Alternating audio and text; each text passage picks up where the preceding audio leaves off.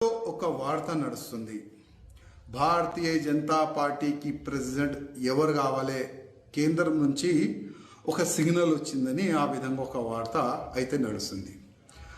నా అభిప్రాయం వ్యక్తిగతంగా ఏంటంటే, భారతీయ జనతా పార్టీ ప్రెసిడెంట్ ఏ విధంగా ఎన్నుకోవాలంటే, బూత్ కార్యకర్త నుంచి సీనియర్ అధికారుల వరకు, సీనియర్ అధికారుల నుంచి పార్టీ యాక్టివ్ మెంబర్ వరకు అందరు కూడా ఓట్ వేసిన తర్వాతనే Bharatiya Janata Party Telangana president declare అయితే చాలా బాగుంటుందని నేను వ్యక్తిగతంగా అనుకుంటున్నాను.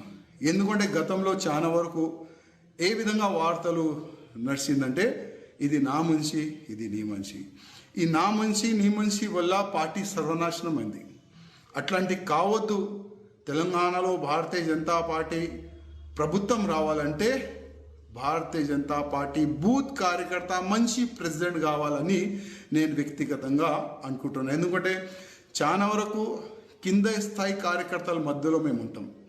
కింద స్థాయి కార్యకర్తలు ఆలోచన ఏ విధంగా ఉంటుంది, ఎందుకంటే ఆ కింద స్థాయి కార్యకర్తల వల్లనే వాళ్ళు పని చేసినందుకే ఇవాళ 8 మంది ఎమ్మెల్యే మనం తెలంగాణలో గెలిచినాం.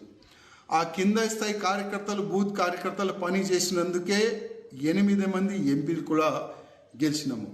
అందుకోసం ఆ కింద స్థాయి కార్యకర్త నుంచి పై అధికారి వరకు మా ప్రెసిడెంట్ ఈ విధంగా ఉండాలి, మేము ఈయనకి ఓటు వేస్తాం, ఆ విధంగా ఒక ప్రొసీజర్ జరిగితే చాలా మంచిగా ఉంటుందని నేను వ్యక్తిగతంగా